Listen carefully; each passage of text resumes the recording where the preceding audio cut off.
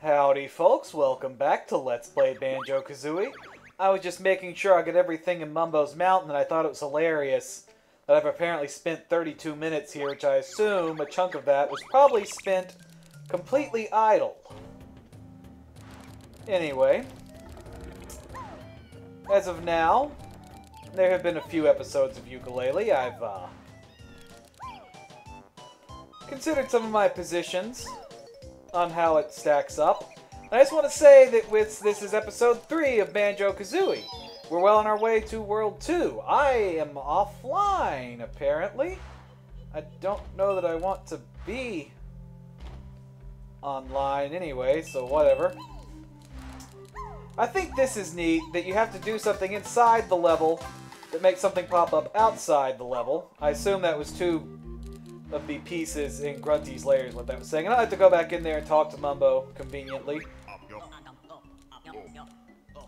Yooka Laylee does lack this, as far as I know. You can't do anything with the transformations outside of the levels. Anyway. And there are 9 worlds in this game, compared to Yooka Laylee's 5, so I suppose we're not that out of whack. And if I'm not done with World 1 by the time I'm done World 1 in Yooka Laylee, Tribalstack Tropics, say that several times quickly. By the time I'm done with Treasure Trove Cove here in Banjo Kazooie, maybe then I'll be concerned. Although really, I can't 100% it because you do require moves from later levels to do stuff in World 1, and I don't have a real problem with that. There's some of that in Banjo Kazooie as well for the later levels. And there's some stuff that's just plain easier if you get the right moves. Speaking of Treasure Trove Cove, and I do appreciate that the entire world is available to you as soon as you unlock it in Banjo Kazooie. I've decided that it could be done well. It's a decent thought, but Yooka Laylee has too many situations where you climb up somewhere and it's like, oh, come back once you've expanded the world, which is why my current modus operandi is going to be to just acquire enough pages to expand the world immediately. Hopefully I can do that all from level 2. The correct direction here is not to land directly in the water like that. I also super appreciate that this long jump is just one of Banjo Kazooie, do I refer to them by the duo name, or do I refer to it as one of Kazooie's base moves? I don't know. But you don't have the high jump and you don't have the long jump in Yooka Laylee. And that's just not part of your basic kit, and that annoyed the heck out of me. At least after you get through with the dang tutorial.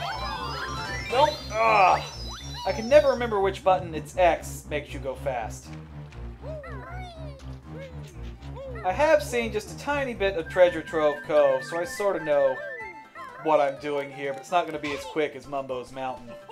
But it won't be as slow as Tribalstack Tropics.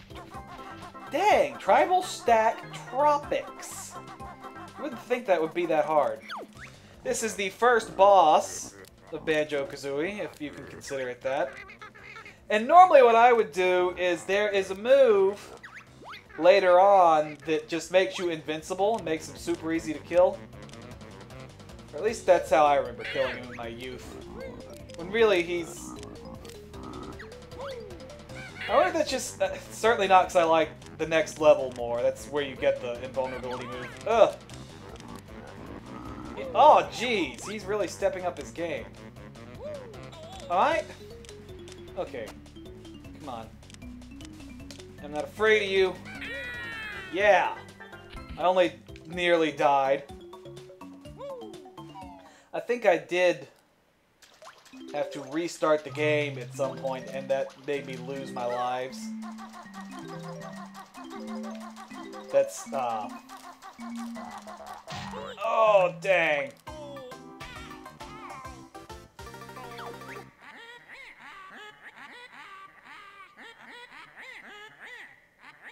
Thanks, Grunty.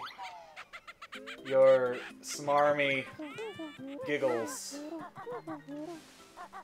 Oh, he's back? I can't believe Bottles is still here. This is a lively opening to Banjo Kazooie. That's gonna throw off all the time estimates. At least I know how to just get right in there.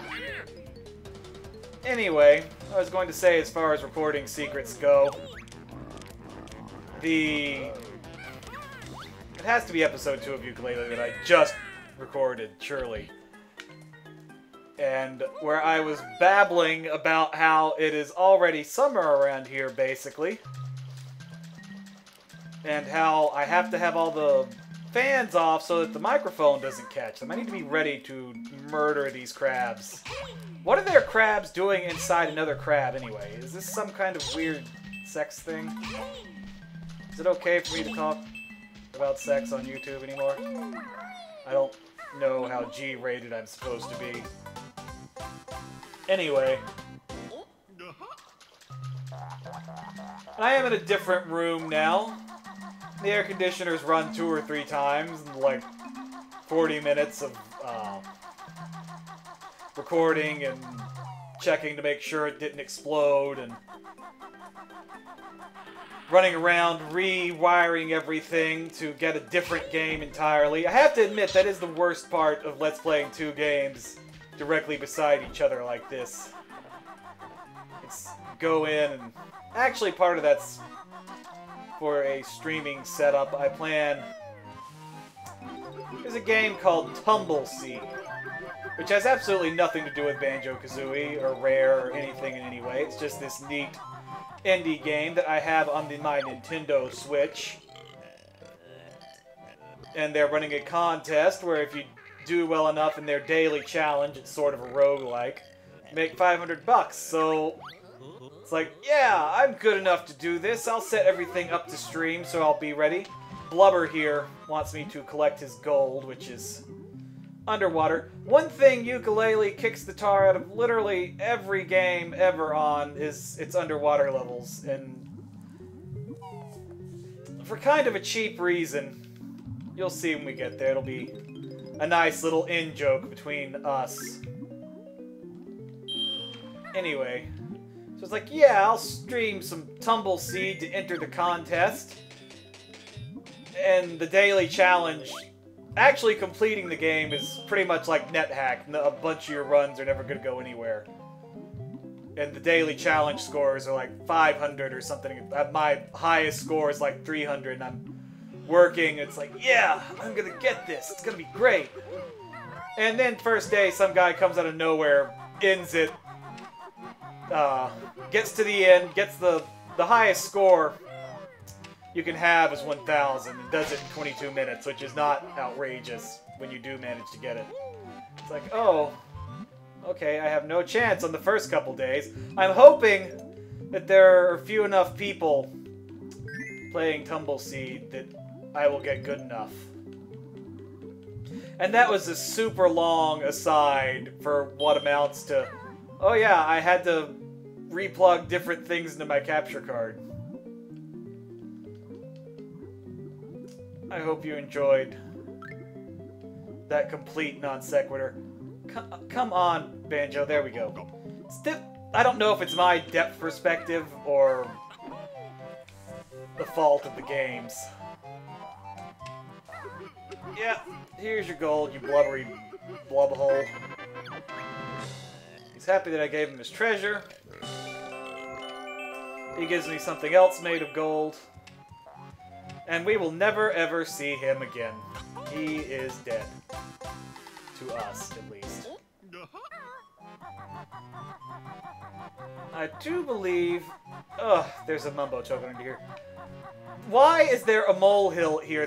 I can't control the camera well enough to demonstrate that there is no earth under here. Bottles, are you even going to address this? You just going to tell Chicken Leg she can fly? Did you just pile some dirt up here and then you were just curled up in there or something? I'm sure many people have made this horrible joke/observation before. Oh, why am I doing this? I don't actually need to fly. Hello, Mr. Jinjo. Oh dear. I did it! Oh no, I didn't do it! I undid it! Oh. Hello, Chomper, Clamper, Edie Man. That was the worst maiden flight I have ever engaged in. That's not true. I played PlanetSide 2 once. In one of those dog-fighting aeroplane games. Given the fact that I have not gone on to greatly enjoy them, I can only assume that it was a horrible poop show, so to speak. There are only 2 moves here, and I know where they both are. Which means, despite me going on and on about how I totally was going to get Mumbo's Mountain taken care of quickly, I will probably do a better, more thorough job here in Treasure Trove Cove. Yep, all the work is being offloaded to Kazooie. You'll actually note that literally every move thus far depends entirely on Kazooie doing the work.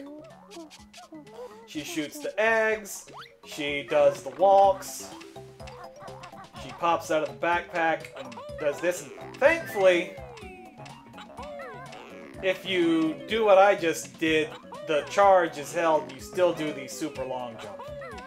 I believe that every time I did this as a kid, this is pretty much how I did it. There's a Jiggy up there. See, that's how you do the Collectathon Traversely thing. You have a nice little playground where you can try out your new move, and then you can totally... Yeah. You can totally screw it up, and there is a little danger there. There is a penalty of sorts with those guys trying to eat me. They also make your collectibles fall out of you, which is kind of jerky. Anyway, and the collectibles here, like there's a few to just gather as I'm testing out how my move works. And then there's a nice major collectible. It's like, okay, you got the ability. You learned how to use it. Congratulations. Now continue on and find some of those other nifty collectibles. That one over there, I guess, is for you figuring out how to dodge Chomper, or Chapper, or whatever. Or you may supposed to be... Well, you have to get back. You could fly to it. And then sometimes they just... Come on. This is... Oh! I was like, this just happened in Yooka Laylee. I ran around in circles, failing to get a feather several times. And, yeah. I assume a lot of the Yooka Laylee camera stuff is to prevent what just happened, where those pillars were, like, just suddenly clipping into my vision. And I prefer that. I would also prefer to be able... There's at least one level of zoom. There may be 3. That's as far out as it goes. I was trying to do a regular high jump. I'm not a fan of these springboard things, like... That's a little too on the nose of telling you what to do to accomplish whatever you're after. Somewhere around here, I don't remember exactly how it works. I think it involves something that I apparently cannot see. I'm sure. I wonder if the draw distance is still limited on the Xbox 360 version. You know the deal. Next episode of Yooka Laylee on the left, next episode of Banjo Kazooie on the right. Playlists for both in the description below. And as always, thank you for watching.